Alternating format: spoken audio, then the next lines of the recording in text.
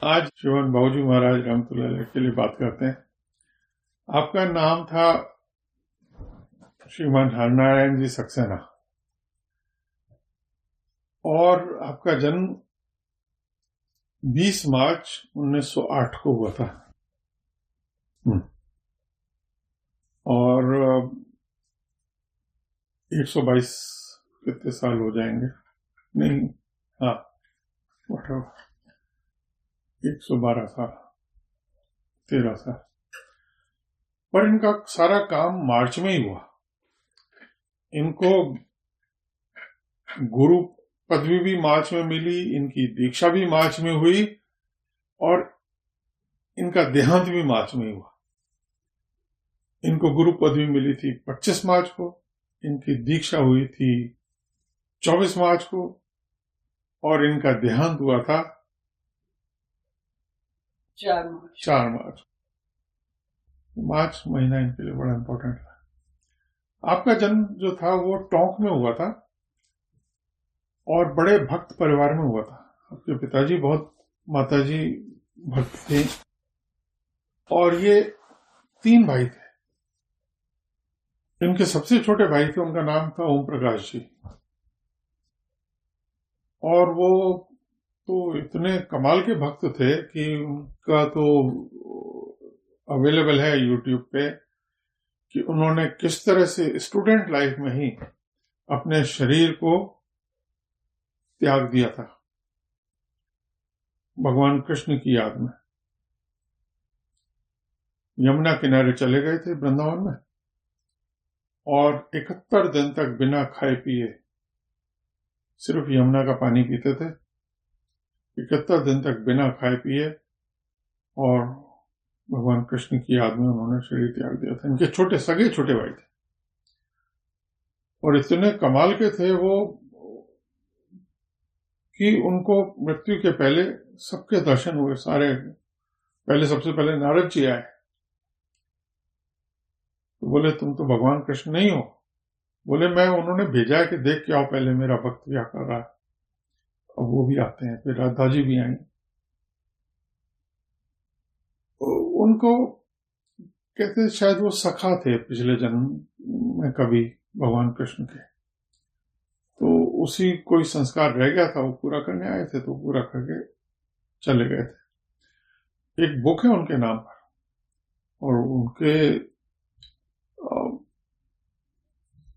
उसमें उन्होंने, छोटे से मैं बता दूं, उन्होंने स्टूडेंट लाइफ में एक चार्ट बनाया था। दिन में किसी का दिल दुखाया 10 में से 9, 8, 7, 6, 5 ऐसे नंबर। किसी कभी झूठ बोला 9, 8, 7, 6, 5 नंबर। कोई आचरण धर्म के विरुद्ध किया नंबर। भोजन अधिक तो नहीं किया नंबर। किसी का अनादर तो नहीं किया नंबर। ऐसे चार्ट था। इनके 100 में से 100 नंबर आते थे और वो भी 1-2 दिन नहीं, 6-6 महीने तक लगातार। कितने कमाल के अपने जीवन को उन्होंने परिष्कृत करके रखा हुआ था ओम प्रकाश जी ने। आश्चर्य है। पर बाबूजी जब थे चचा जी महाराज के पास, उनको पता ही नहीं पड़ा था। ओम प्रकाश जी चले गए थे, घर के किसी को भी नहीं मालूम था। उनकी मृत्यु के बाद ही सब लोगों को पता पड़ा। तो बाबूजी जब चचा जी महाराज के पास पहुंचे और उनको बताया कि ऐसे से मेरे भाई जो है वो भगवान कृष्ण की राह में निछावर हो गए हैं, तो चचा जी महाराज ने कहा, बहुत अच्छा हुआ, उनका संस्कार ऐसा ही था। काश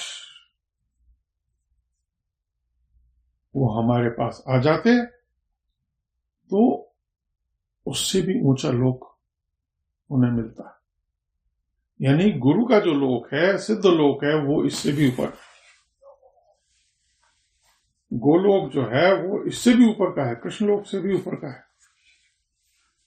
वो समझ में आता भी है क्योंकि कृष्ण जो थे वो अवतार थे। अवतार की चेतना लिमिटेड है और ईश्वर की जो चेतना का जो स्तर है वो कहीं शायद इससे ऊपर होता होगा। तो बाबूजी ऐसे परिवार में पैदा हुए थे और टोंक में पैदा हुए थे। टोंक में आपकी स्टूडेंट लाइफ निकली। जब उन्होंने वहां पे अपना हायर सेकेंडरी कर ली, तब ये था कि अब कॉलेज या तो टोंक के पास कॉलेज था वो जयपुर, या तो जयपुर जाके पढ़े। पर इनके कोई भाई वो थे, कजिन ब्रदर थे, उनका नाम आनंद स्वरूप जी था। उन्होंने कहा कि नहीं, आप तो कानपुर आ जाओ, कानपुर में अच्छे कॉलेजेस हैं, वहां पढ़ लो और आप हमारे यहीं रह लेना। तो ये कानपुर चले गए। ये आनंद स्वरूप जी चचा जी महाराज के पास जाते थे। तो कुछ ही दिन में बोले कि हम कहीं जा रहे हैं, तुम चलोगे? तो बोले हाँ चलेंगे। चचा जी महाराज के पास पहुंचे तो कहने लगे कि मैं पहले दिन से जाते ही उनसे जुड़ गया, ऐसा लगा कि मैं अपने घर आ गया हूं। या आदमी का अंतर बोलता ही है। और चचा महाराज ने इनको देखा, बोले क्या करते हो? बोले मैं प्राणायाम करता हूँ। बाबूजी ने प्राणायाम, अच्छा करके दिखाओ। बाबूजी ने कहा मैं रोज प्राणायाम करता था, लेकिन उस दिन प्राणायाम किया तो मैं बेहोश होकर गिर गया। वहीं पर फर्श से मेरा सिर लग गया सीधे ठप। हाँ, चचा महाराज के सामने। चचा महाराज ने कहा अब करोगे? बोले अब नहीं कर। बोले हम तुम्हें दूसरा प्राणायाम सिखाएंगे। और क्या करते हो? कि मैं अपनी वो कर्मकांड वाली पूजा करता हूँ, संध्या करता हूँ। उन्होंने कहा संध्या करते हैं? बोले ठीक है। उसके लिए उन्होंने कुछ, अजय महाराज ने कुछ नहीं कहा, लेकिन बाबूजी कहते हैं कुछ ही दिन में वो भी छूट गई, क्योंकि फकीरों का अलग है मामला। कुछ ही दिनों में वो भी छूट गई और वो चचा जी महाराज के पास जाने लग गए। अब चचा जी महाराज के पास पहुंचते थे, उनका हुक्का यही बनाते थे, वो हुक्का पीते थे। पुराने जमाने के लोग पिया करते थे, तो उनका हुक्का बाबूजी बनाते थे। मैं जाते ही सबसे पहले चिलम निकाल लेता था हुक्के में, उसको साफ करता था, फिर उसमें चूल्हे में से आंच लेके, कोयले लेके वो डालता था, फिर उसमें मसाला डालता था, फिर लाके साफ करके सजा के नया पानी भरा जाता हुक्के में, नया पानी भर के और फिर फिक्स करके फिर मैं चचा जी महाराज के सामने रखता था। तो वो एक दो गुड़ गुड़ गुड़ गुड़ करते थे और हमें आशीर्वाद देते होंगे। तभी इनको, बाबूजी को गीता, सात्विक, परम सात्विक थे, फैमिली ऐसी थी। गीता सुनने का शौक था, तो वहां पे कोई गीता का प्रवचन करने कोई आया था, तो ये शायद परमिशन लेके सुनने भी चले गए वहां।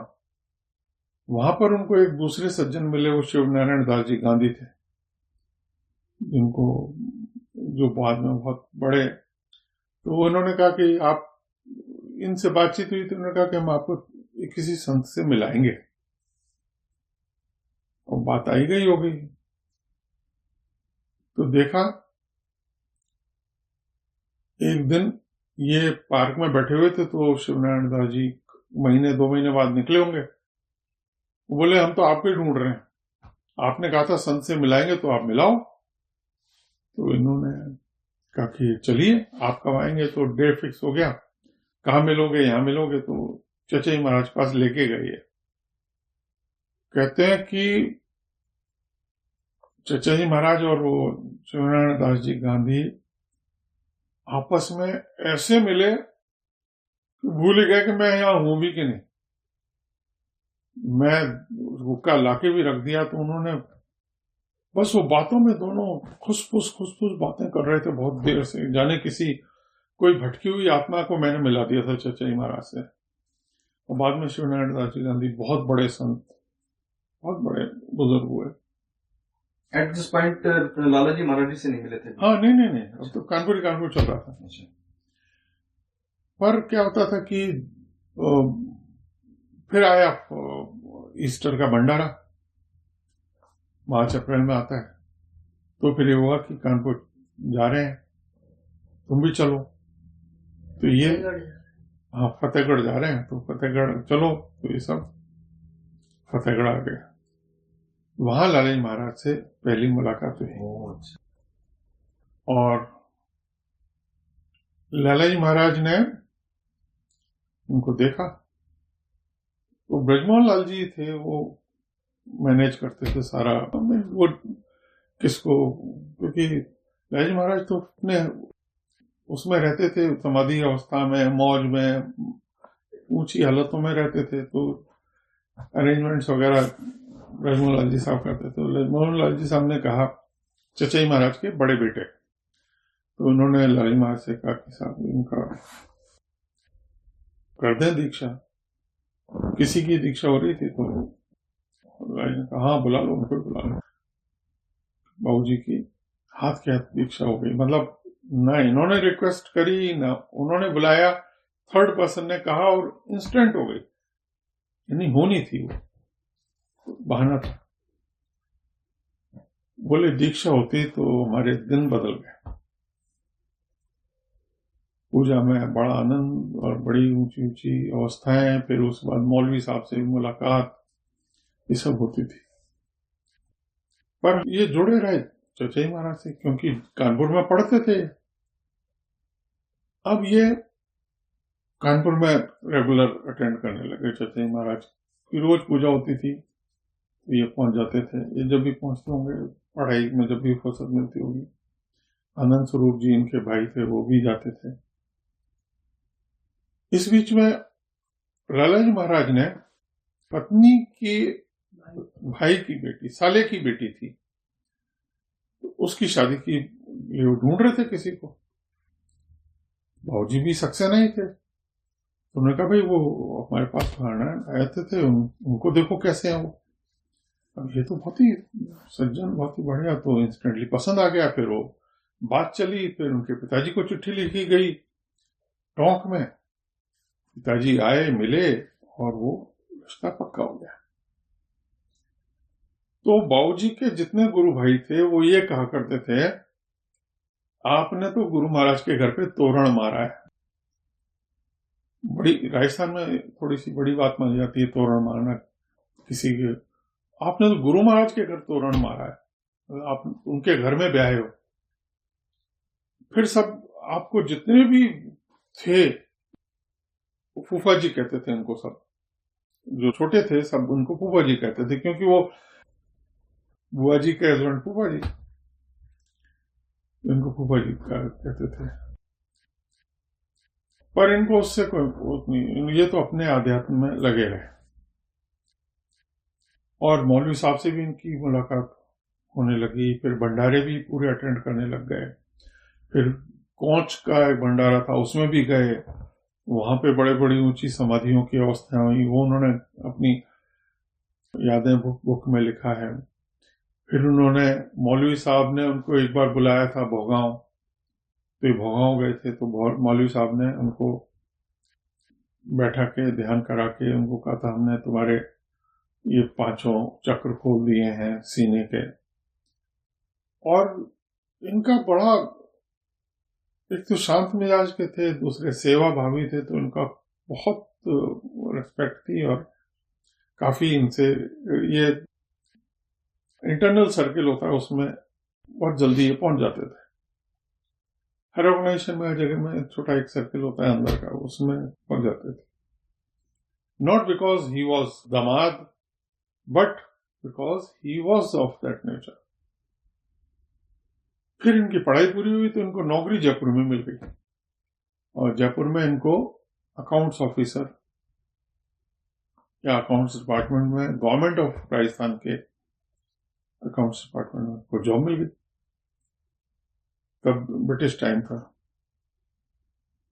अब वहां जयपुर में तीसरे ब्रदर थे कृष्ण स्वरूप जी। तो चचई महाराज ने कहा भाई तुम वो मथनी है वहां पे, उनके पास चले जाओ। वो भी बड़े महान बुजुर्ग, बहुत ऊंचे दर्जे की उनकी। तो वो बाबूजी जो है फिर ठाकुर साहब बोले वहां पर ठाकुर राम सिंह जी भी हैं। ठाकुर राम सिंह जी से तो उनकी मुलाकात हो गई थी बाबूजी की। कृष्ण स्वरूप जी किनसे जुड़े हुए थे?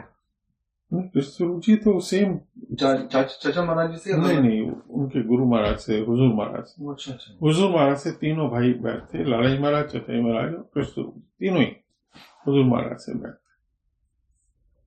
तो ये अब जयपुर आ गए। अब जयपुर में रहते भी ये थे, वहां जहां रहते थे वहां पास में था कृष्ण स्वरूप जी का घर। तो वहां पे अक्सर चले जाया करते थे। वो कहने लगे कि मेरा शुरुआत तो हुई चचाई महाराज से, मेरा दीक्षा हुई लालाजी महाराज से, और मेरी परवरिश करी कृष्ण स्वरूप जी साहब ने। ऐसा आनंद से उनका। और कितने साल, मतलब कृष्ण स्वरूप जी का देहांत हुआ है 1959 में। 29 से 59 यानी 30 साल तक साथ था। ठाकुर राम सिंह जी से इनका 40 साल तक का साथ था। चचा जी महाराज से उनका देहांत हुआ 47 में। चचा जी महाराज से इनका 24-25 साल का साथ था। मतलब बहुत लॉन्ग ड्यूरेशन में रहे हैं, ऐसा नहीं कि 1-2 साल में ही, बस लंबे। इनके सारे जो ललन महाराज के जितने शिष्य थे सबसे मिलना जुलना था, और इज्जत तो इनकी थी, दामाद थे इसलिए इज्जत भी थी, लेकिन मिलना जुलना खूब था। और सब आपको, पर चूंकि घर के थे इसलिए इनको फ्रंट उसमें नहीं लाया गया। भाई लोग आप अपने घर वालों को इम्पोर्टेंस दे रहे हो। तो फकीरों में ये भी होता है, वो कहते हैं कि नहीं, लेट अदर्स टेक इट, घर वाले तो आ ही जाएंगे। फिर इनके 4 बच्चे हुए। इनकी शादी शाहजहांपुर में हुई, यूपी में। बाबूजी की पत्नी शाहजहांपुर की थी, और लालाजी महाराज के एक शिष्य भी शाहजहांपुर के ही थे, उन्हीं की फैमिली से रिलेटेड थी वो शायद। और आपके 4 बच्चे हुए, 2 बेटे 2 बेटी। मैं चारों से मिला हुआ हूँ, कई बार मिला हुआ हूँ। और बड़े बेटे इंडियन एयरलाइंस में पायलट थे। बड़े बेटे इंडियन एयरलाइंस में पायलट थे। मैं भी इंडियन एयरलाइंस में काम करता था, और मैं एक बार बेंगलोर से दिल्ली फ्लाइट में आ रहा था, तो मेरे साथ एक इंजीनियर भी था जो इंडियन एयरलाइंस का इंजीनियर था। बोले चल यार मैं तेरे को कॉकपिट में दिखाता हूँ, फ्लाइट मतलब फ्लाइट कैसे उड़ती है। एयरबस थी, और बड़े भाई साहब जो थे, प्रेम भाई साहब, वो फ्लाइट वो उड़ा रहे थे। तब मैं जानता नहीं था इनको, क्योंकि मैं तो बाबूजी के पास आया ही नहीं था। मैं तो उनको हमारी एयरलाइंस के पायलट की तरह से देखता था। तब मैंने देखा कि फ्लाइट कैसे उड़ती है। वो और तो कुछ नहीं था, फ्लाइट तो ऑलरेडी एयरबोर्न थी, तो बस खाली मैं ये देख रहा था कि वो हाइट मीटर जो है वो चेंज हो रहा है, 5-5 फुट, 5-5 मीटर ऊपर नीचे बढ़ रहा है, जा रहा है। और स्टेबल पे वो ऑटो पायलट पे था उस टाइम फ्लाइट तो। लेकिन मैंने अंदर कॉकपिट में फ्लाइट को उड़ते हुए पहली बार ही देखा, एक बार ही देखा है। मैंने कहा ये तो बड़ा आसान है। तब उन्होंने बताया, तब वो दिल्ली आने वाली थी, तब उन्होंने बताया था ये नीचे अलवर है, अब रेवाड़ी आएगा, अब गुड़गांव आएगा, ऐसा कुछ बता रहे थे। बोले अब हम लैंड कर रहे हैं, तुम बैठो जाके सीट पे। तुम बैठ गए। तो ये बड़े भाई तो एयरलाइंस में पायलट थे। जो छोटे भाई थे वो एक टेक्सटाइल इंजीनियर थे। एक बहन इनकी जो थी, जो इनकी बेटी थी, उनके दामाद उसमें थे, सैनिक स्कूल में प्रिंसिपल थे। छोटे दामाद जज थे लखनऊ में, उनके भी घर हम जाके रहे हैं लखनऊ में। बाबूजी के साथ मैंने सारे बुजुर्गों की समाधियों पे, इंडिया के सब बुजुर्गों की समाधियों पे गए। आप कैसे जुड़े बाबूजी के साथ?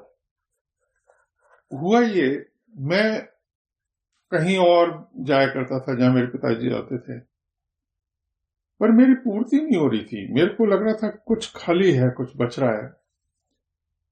और इस बीच में मैं लाला जी महाराज के बारे में पढ़ने लग गया था काफी,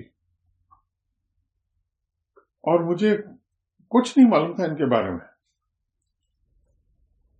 तो 14 जनवरी का भंडारा होता है ठाकुर साहब का, 1992 या 93 का।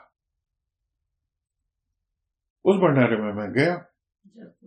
जयपुर में होता है भंडारा, ठाकुर राम सिंह जी का भंडारा जयपुर में होता है। तो वहां पे घुसने के पहले वहां पे किताबें रखी हुई थी। तो मेरे को जो बहुत ज्ञान की किताबें हैं उनसे अलावा मेरे को वो किताबें ज्यादा अच्छी लगती हैं जिसमें कि संस्मरण हो, कहानी हो, जिसमें कोई अपनी जीवनी लिख रहा है। तो एक बुक रखी हुई थी, याद है। मैंने कहा ये बुक ले लो। तो मैंने उसको 5-6 रुपए की तो बुक थी कुल, वो मैंने ले ली। और बुक लेके, और मैं भंडारा हो रहा था वहां पे जाके। अब वो क्या हुआ, इतनी इंटरेस्टिंग बुक थी वो। वहां कोई भंडारे में कोई प्रवचन दे रहा है, कोई बोल रहा है, कोई भजन कर रहा है, मैं बुक में लगा हुआ था। वो बुक मैंने पढ़ डाली उसी सिटिंग में ही बैठ के। उस पर 60-70-80 पेज की, 100 पेज की होगी, पूरी बुक पढ़ डाली। फिर मुझे मालूम पड़ा कि जिसने बुक लिखी है वो तो सामने ही बैठे हुए हैं। तब एज काफी थी आपकी, 93 में आपकी एज होगी कितनी, 1908 में हुए थे तो 85 ईयर्स की एज थी। हाँ, 85 की एज। आपकी उम्र 94 साल तक रही, और आप लाला जी महाराज के मतलब शिष्यों में सबसे ज्यादा उम्र पाई आपने। और लाला जी महाराज के एक ही शिष्य हैं जिन्होंने 21st सेंचुरी देखी, क्योंकि 2003 में आपका देहांत हुआ है, 94 प्लस की एज में। और मैंने कहा ये तो कौन है, ये तो लाला जी महाराज के शिष्य हैं। और मैंने कहा यार ये तो इनसे मिलो। तो वहीं पे सीढ़ियां थी, वही सीढ़ियों पे मैंने उनको पैर छुए। मैंने पहली बार ठाकुर साहब के यहाँ जयपुर समाधि में। ये तो बहुत ही फ्री, बहुत ही सिंपल, मतलब कोई अहंकार नहीं, कुछ नहीं, जो बात करो उसका हाथ क्या जवाब, बिना लाग लपेट के। तो मैंने पैर छुए। मैंने कहा साहब मैं आपके पास आना चाहता हूँ। हाँ बेटा आ जाओ, हम यहीं पास में ही विद्या आश्रम स्कूल है, वहां पे रहते हैं। हमारा बेटा वहां पे वार्डन है स्कूल का, वहीं पे उनको हॉस्टल में वो मिला हुआ है, मकान मिला हुआ है, तो उसमें जा। मैं तो शाम को ही पहुंच गया, और शाम को पहुंच के वो ऐसे मिले जैसे कि पहली बार नहीं मिल रहे हो। बड़े प्रेम से खाना वाना भी, पूजा कराई उन्होंने। फिर मैं रोज जाने लग गया, जब मौका मिलता मैं पहुंच जाता। धीरे धीरे धीरे धीरे उनके रंग में रंग गए। उन्होंने पहले से ही मेरे को पहले दिन से बता दिया कि ये हिंदू मुसलमान कुछ नहीं होता है। अगर ऐसा फीलिंग करोगे तो तुम्हें पूरा नहीं मिल पाएगा, इसमें कुछ कमी रह जाएगी, अध्यात्म में कमी रह जाती है। अगर हम इसको तास्सुब कहते हैं उर्दू में, तास्सुब अगर मन में हमारे है तो हमें मिलेगा तो सही, लेकिन जो तृप्त होके जो मिलना चाहिए वो नहीं मिल पाएगा। इसलिए तास्सुब मन से निकाल दो, क्योंकि ईश्वर के यहां हिंदू मुसलमान नहीं होता, वो तो चेतन तत्व है। वहां पे सब बराबर है, एक ही।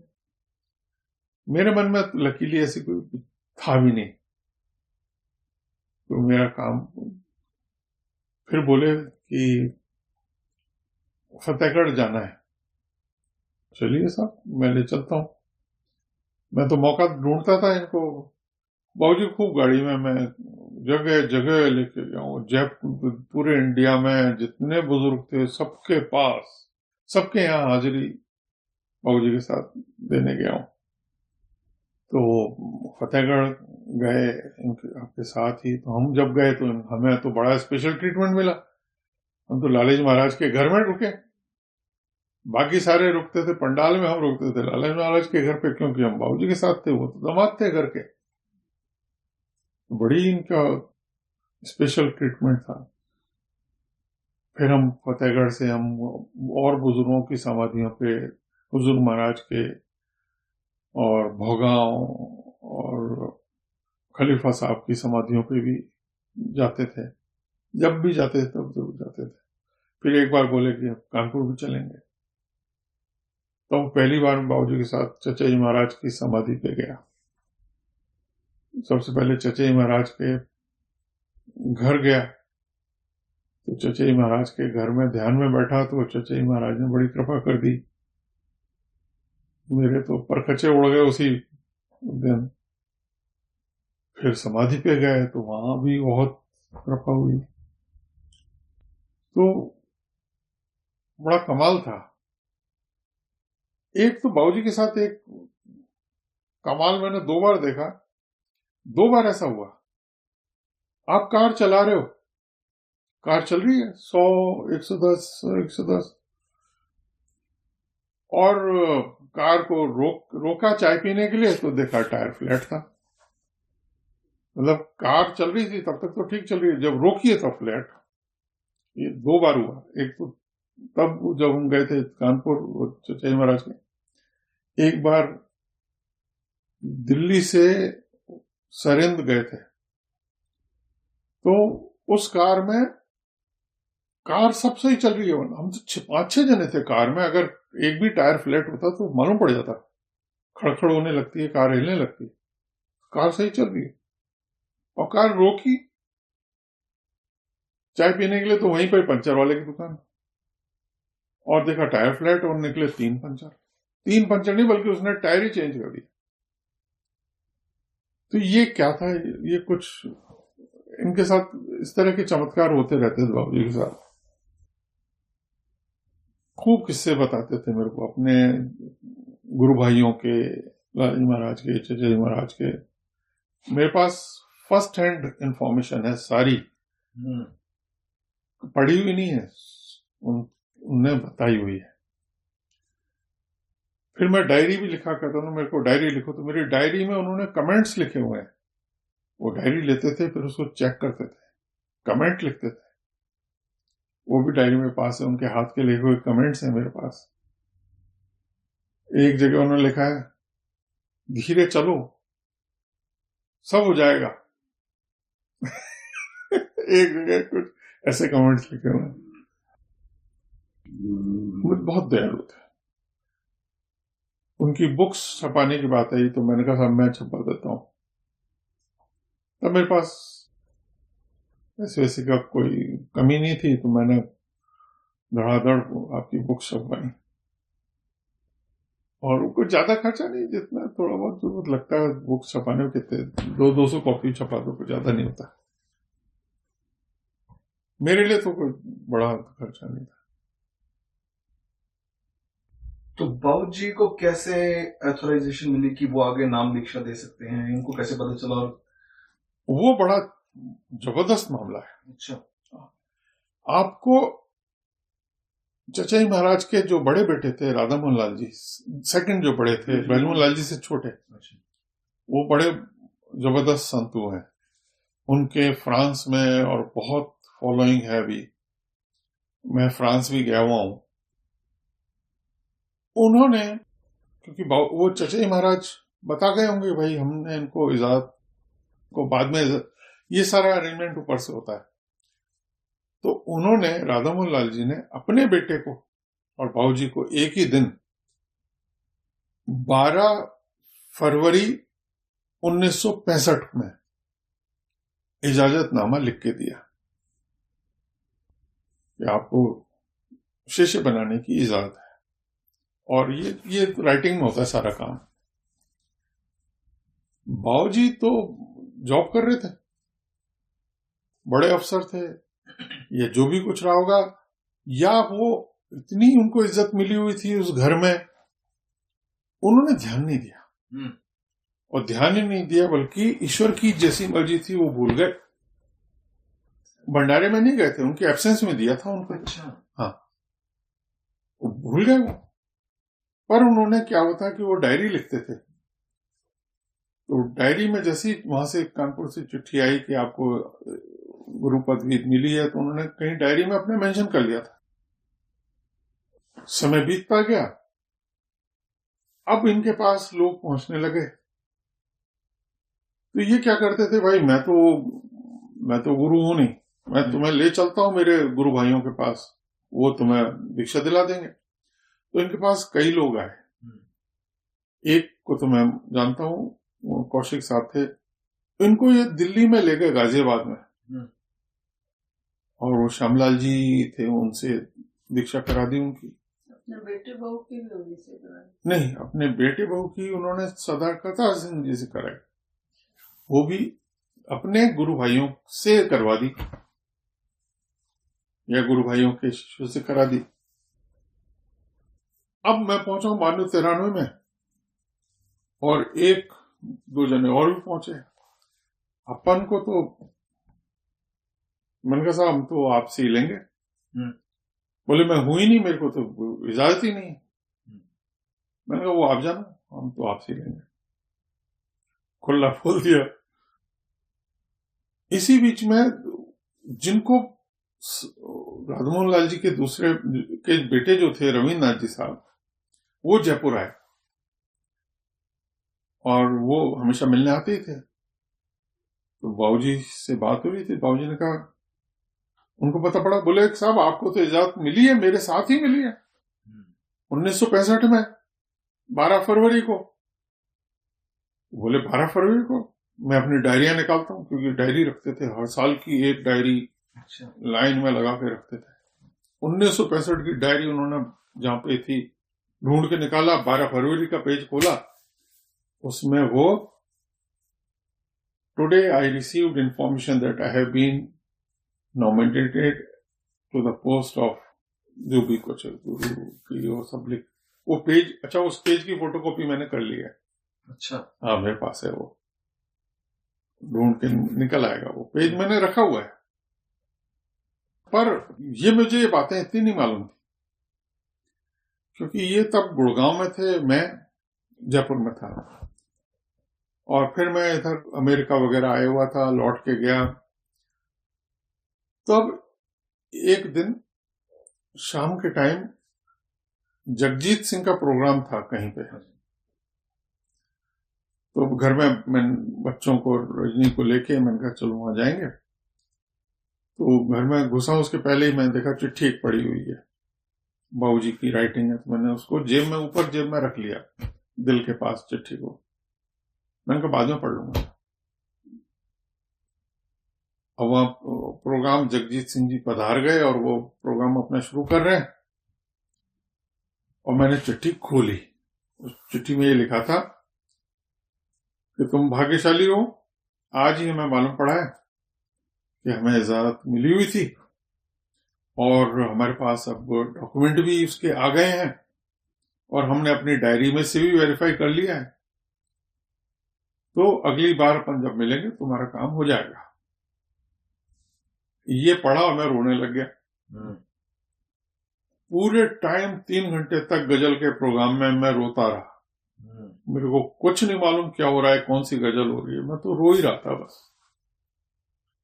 क्योंकि ये बड़ा संस्कार है, ये संस्कार ऐसा है कि आदमी के 36 संस्कार होते हैं, उन सब में सबसे ऊंचा संस्कार है ये होने के बाद फिर उसका जीवन से शिरोच्छेदन हो जाता है, फिर वो जीवन नहीं उसको आना पड़ता है।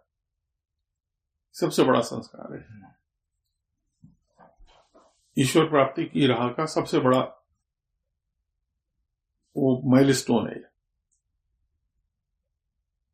तो जब लौट के हम कार से आ रहे थे तब भी मैं चुप, तो रजनी की बहन भी बैठी थी उस कार में। बाद में बोली, वो अगले दिन बोल ही नहीं रहा था, कुछ चुपचाप कहा चला रहा था। अब मैं क्या बताऊं मेरे दिल की क्या हालत थी। ले आ जाओ बाबूजी पधारे। जब भी पधारे जयपुर आते ही उन्होंने पूर्णिमा को देते थे। अच्छा। पूर्णिमा को बैत करते थे, पूर्णिमा के दिन उन्होंने, और अकेले को नहीं करते थे, हस्बैंड वाइफ करते थे। तो मुझे रजनी को बुलाया और बैत कर दिया दोनों को। जिस दिन बैत किया उस दिन का मेरे को जो एक्सपीरियंस ये था कि मेरे सर के पिछले हिस्से में बहुत जबरदस्त दर्द, बहुत ज्यादा। और जब बैत हो रही थी तब मैंने एक बहुत बड़े बुजुर्ग को वहां मौजूद देखा। लाला जी महाराज? नहीं, बहुत बड़े, और भी बड़े, अल्टीमेट समझो, उनको मैंने देखा। अनुभव हुआ ऐसा कि वो है। कमाल की बात है। बहुत सारे किस्से हैं, अभी इसमें इसको खत्म करते हैं ताकि ये ओपन रखने का, इसको अपनी अपनी बात क्या बना उनके बारे में बताना है। फिर चलता रहा। जयपुर रहते थे वो, गुड़गांव रहते थे, दोनों जगह जाना मिलना होता रहता था। फिर हमारा कनाडा आने का हुआ तो उन्होंने प्रॉमिस करी थी, हाँ हम चलेंगे, तुम हमें चलेंगे तुम्हारे साथ, पर वो हो नहीं पाया। पर वो तो आ ही जाते हैं, जब ध्यान करते हैं तो वो क्या नहीं आते हैं, आते ही। मैं तो ये मान के चलता हूँ कि उन्होंने जो प्रॉमिस करी पूरी कर रहे हैं। हमारे यहाँ आने के 2 साल बाद ही 2 साल बाद उनका देहांत हुआ। बेंटल में थे तब आप? नहीं, मैं 2003 में नहीं था मैं। और 28 अक्टूबर 2000 को उनका सुबह फोन आया, तुम फ्री हो? बड़ा बहुत ही इज्जत से बोलते थे, बहुत ही रेस्पेक्ट से। हम तो बच्चे थे, बच्चों के भी बच्चे। कहाँ वो 93 और कहाँ 34 33 कितना फर्क। मैंने कहा हाँ सर आओगे, आ जाओ, अभी आ जाओ थोड़ी देर में। मैं पहुंचा, कागज दिया, लिखो। उन्हें सब मालूम था कि ये जाने वाला है इसको। तब कनाडा ने का हमारा कुछ भी नहीं था, तो उन्होंने लिखो, मैं हरनारायण शिष्य श्रीमान लालाजी महाराज आज गुरु पदवी की इजाजत देता हूं। मैं लिखता जा, मैं कहा यार क्या कर रहे हैं। मैंने लिख तो दिया, मैंने कहा मैं इस काबिल नहीं हूं, आप फिर आप सोच लो। अभी तो देर ही नहीं लगा, उन्होंने मेरे हाथ से कागज लेके साइन कर दिए खटाखट कि नहीं। उन्होंने बाद में मेरे को बताया था कि उनको ऊपर से ऐसा इंडिकेशन आया था। आपको अंदाजा नहीं था जब उन्होंने बुलाया कि ये? ना जी ना, मेरे को बात, मैं तो ऐसे मैंने कहा कहीं जाना होगा, उनको कहीं जाना होगा। तो ऐसे कृपालु थे बहुत। फिर उन्होंने कहा कि इसको सेकंड कराओ। क्या होता है, इजाजत को सेकंड कराना पड़ता है, किसी से सेकंड कराना पड़ता है जो ऑलरेडी हायर उसको। तो वो मेरा सेकंड हुआ है लालाजी महाराज के ग्रैंडसन से, दिनेश जी ने। और दिनेश जी ने वो चिट्ठी देखी, 1 सेकंड के अंदर उन्होंने कहा मैं भेज दूंगा। मैंने कहा साहब क्या देख लिया आपने? बोले 28 अक्टूबर मेरी डेट ऑफ बर्थ है। चाचा जी ने भी तो किया था। हाँ जी साहब हाँ, बड़ी लोगों ने, बुजुर्गों ने बड़ी कृपा करी। फिर तो दिनेश जी ने तो मेरे पास यहाँ पे कनाडा में एक दिन लेटर आया इंडिया से, बड़ा लिफाफा। इतना बड़ा लिफाफा कहां से आ गया? उसके अंदर एक लेमिनेटेड शीट, इंग्लिश में लिखा हुआ, आई दिनेश कुमार हेयर बाय, और पूरी लैंग्वेज लंबी चौड़ी फर्स्ट क्लास, सेकंड द इजाजत गिवन बाय दिस, ऐसे ऐसे करता हूँ। ठीक है साहब। अभी भी मैं फैक्ट ये है कि आप सच बताऊं, मैं इस काबिल हुई नहीं जो उन्होंने, पर जैसे उनकी मर्जी की चलाने वाले हुए हैं। जब उन्होंने देख लिया तो आपका कोई मायने नहीं रखता कि आप अपने आप को काबिल हैं। खैर जो भी है, तो ये बात थी।